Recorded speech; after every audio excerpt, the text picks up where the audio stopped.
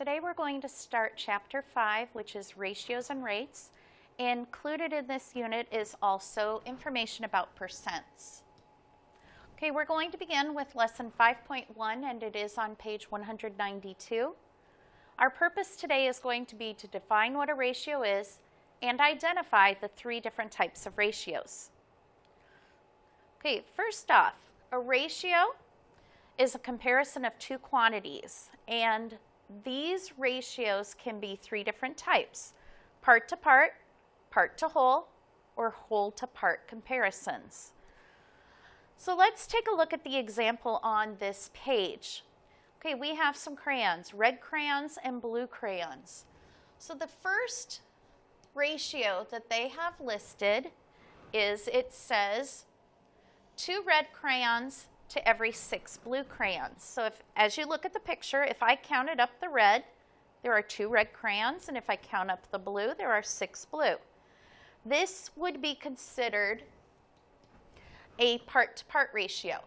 And the reason that it's part-to-part is because the red crayons make up part of the group, and the blue crayons make up part of the group. So it's a part-to-part comparison. I'm going to skip down a few ratios and just take a look at the last example that they have here. This one says 2 red crayons out of 8 crayons.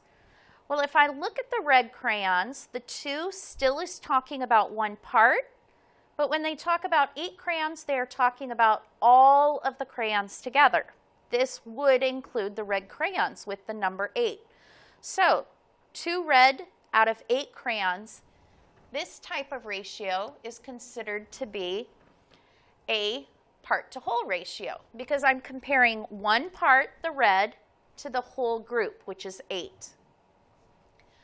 The final type of comparison is whole to part. This is the least common type of ratio that you will see, and essentially it's the same thing as part to whole, but it's in the reverse order. So instead of saying 2 red crayons out of every 8, it would be saying something such as, for every 8 crayons, there are 2 red. Okay, what we're going to do now is just take a couple of notes summarizing what we just talked about on the last page.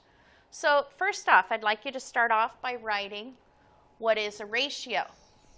And as we already determined, a ratio is a comparison of two quantities. Please pause the video while you write this down.